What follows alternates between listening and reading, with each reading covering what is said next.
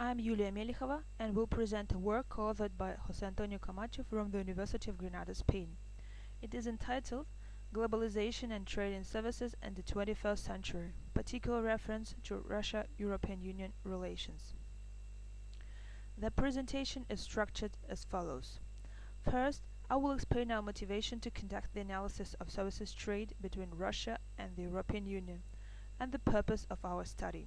After that, main findings of the analysis will be presented. They are divided into three parts. First, we examine two modes of trade in services, cross-border trade and consumption abroad.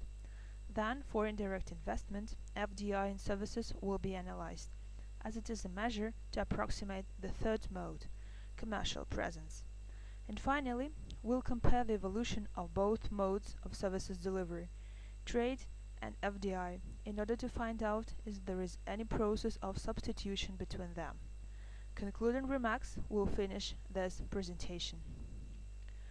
After more than 18 years, in December of 2011, World Trade Organization ministers adopted terms of entry of Russia.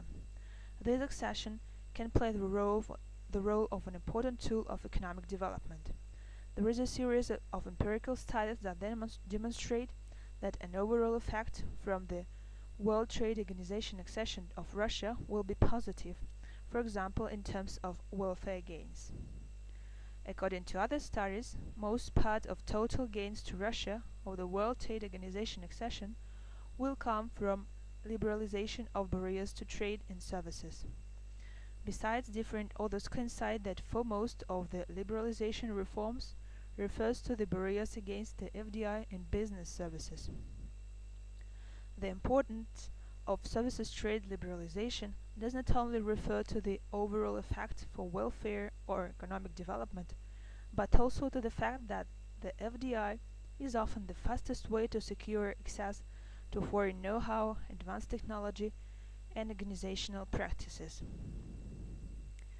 The liberalization of trade in services will also help to improve Russia's services performance, as the country's share of services within the economy is still below the levels of the developed economies. And the most important trade partner of Russia is precisely a group of developed countries with strong services traditions, which is the European Union, especially if we refer to the old members. Because of all these reasons, we consider it interesting to analyze trade in services between the European Union and Russia and its evolution, trying to evaluate the importance of modes of services supply and find out if there is any interaction or substitution between them. But which modes of services supply exist? The General Agreement on Trade and Services defines four modes which can be resumed as cross-border trade, consumption abroad, commercial presence, and movement of natural persons. The data of these modes are extremely limited. The transactions associated with modes 1 and 2 can be measured through the balance of payments flows. Data on the FDI can be used in order to approximate the volume of Mode 3 transactions. And to the Mode 4, the global framework for its development is currently under negotiation. That's why there is no data available. In this work, the attention will be focused on three modes of services supply, namely Mode 1 and 2 on the one hand and Mode 3 on the other.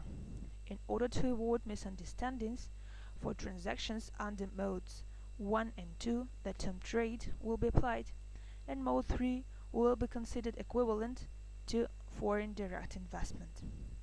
The statistical data implied in this study are obtained in various sources: OECD and World Trade Organization databases, and the Federal Service of State Statistics of Russia. The data cover the period between 2005 and 2009. We start the analysis with the data on trade globalization. Table 1 shows that for the three areas, World, European Union and Russia, trade in services experienced a more notable variation than total trade, trendy goods. The highest increase can be observed in case of Russia. On the other hand, the share of services within total trade is relatively low in Russia, if compared with the values of the whole world. The next step is to analyze the structure of services trade in the European Union and Russia and its evolution. The fact that could already have been noticed in Table 1 is the volume of services trade in both areas. The European Union notably exceeds Russia. As to the trade structures, they can be considered similar in general terms. The most important service activities in both cases are transportation, travel, and other business services. As it has already been observed in Table 1, the growth rate of the volume of Russian services trade is higher than in the European Union. This trend also refers to the changes experienced by different service activities. Business services are precisely those activities that demonstrate the fastest growth rates. By means of Table 3, we examine the bilateral trade between the European Union and Russia. The most outstanding conclusion is that the European Union is more important for Russia as a trade partner than Russia for the European Union. About 40% of Russian services exports and imports are directed or come from the European Union. The dependence of Russia on European exports is particularly notable in case of several service activities such as business travel, insurance, financial, computer and information services, and other business services. The most outstanding case can be referred to European advertising activities, which share within Russian services import is about 80%. In order to identify the most important services providers of Russia, we should have a look at Table 4. Germany and the United Kingdom appear to be first sources of services imports. They are followed by Cyprus, Netherlands, Finland, France, and Ireland.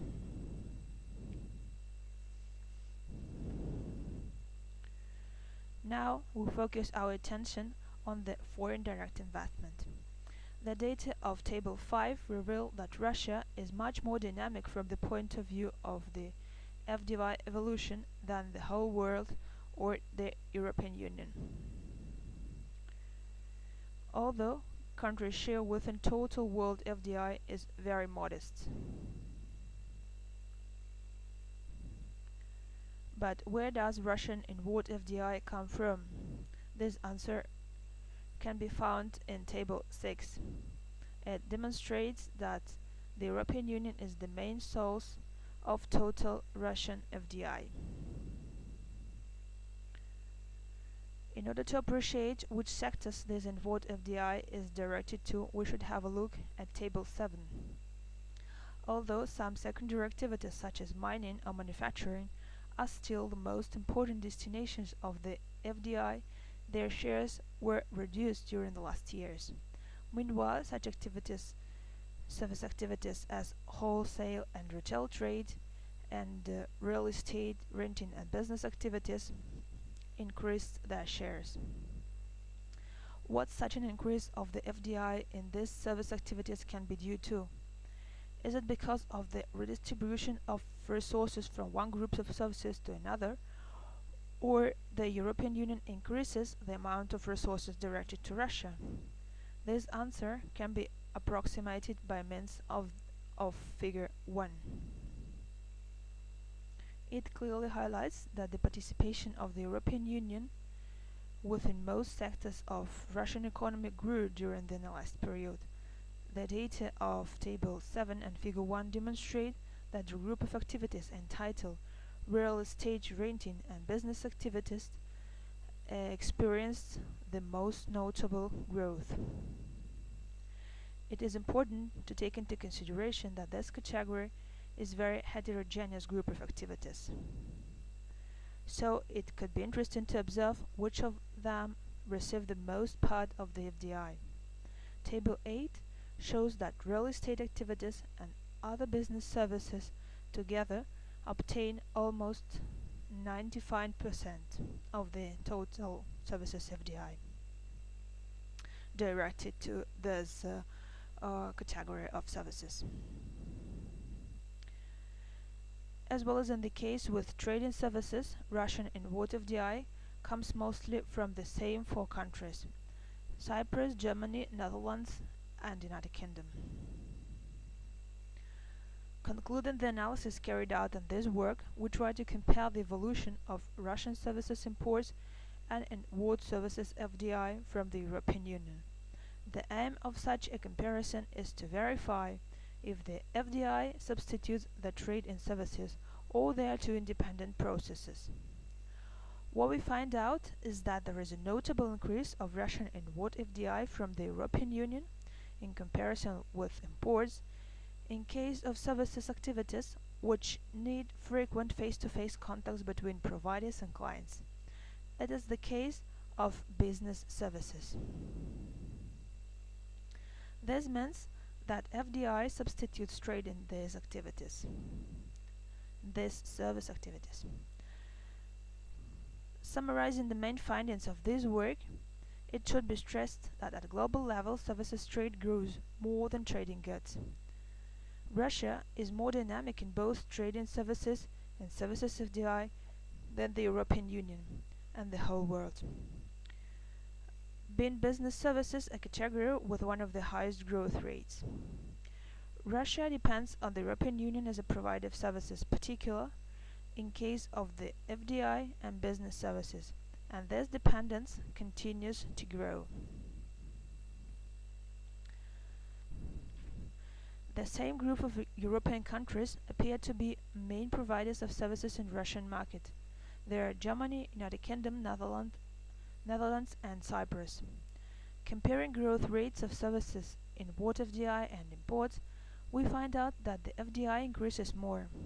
This means that services FDI substitutes trading services, especially in case of total activities which require frequent face-to-face contacts between providers and clients. That is the case of business services and knowledge-intensive business services in particular. The main conclusion is that Russian services trade liberalization associated with the process of the World Trade Organization accession can improve countries' services and particular business services performance, which will contribute to develop, among others, technological sectors in which the position of Russia is weak at the moment. Thank you for your attention.